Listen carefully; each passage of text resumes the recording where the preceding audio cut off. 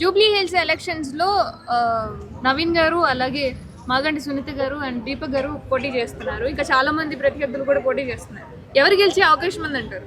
అంటే నేను 4వ తారీఖున కానీ 5వ తారీఖున కానీ ఎవరు గెలిచే అవకాశం ఉంది, ఎన్ని సీట్లు వచ్చే అవకాశం ఉంది, ఎంత మెజార్టీ వచ్చే అవకాశం ఉంది అనే విషయాన్ని కూడా మీకు స్పష్టంగా వివరించే ప్రయత్నం చేస్తాను.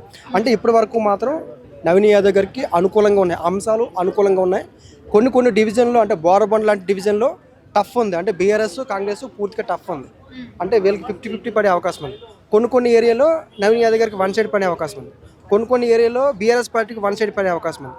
సో ఇప్పటి వరకు మొదటి నుంచి మనం తీసుకొస్తున్న గ్రాఫ్ అలా 2 రోజులకు ఒకసారి మారడం. అదేవిధంగా రేవంత్ రెడ్డి గారు మొన్న మీటింగ్ పెట్టారు. మళ్ళీ ఈరోజు రేపు రేవంత్ రెడ్డి గారు వస్తారు. రేవంత్ రెడ్డి గారు వచ్చిన తర్వాత మళ్ళీ కేసీఆర్ గారు వస్తారా? వస్తే అప్పుడు గ్రాఫ్ కూడా ఏమైనా మారుతుందా, ఓటర్స్ ఏమైనా డివైడ్ అయ్యే అవకాశం ఉందా, ఉంటే ఎంతవరకు డివైడ్ అయ్యే అవకాశం ఉంది అనేది మనం పరిశీలించాల్సిన అవసరం. ప్రస్తుతం అయితే నవీన్ గారు గెలిచే అవకాశం ఉందంటారు. గెలుపు అవకాశాలు అంశాలు ఆయనకి ఫేవరబుల్గా ఉన్నాయి. ఆ గెలుపు అంశాలు ఆ అవకాశాలు ఈరోజు 29 కాబట్టి రేపు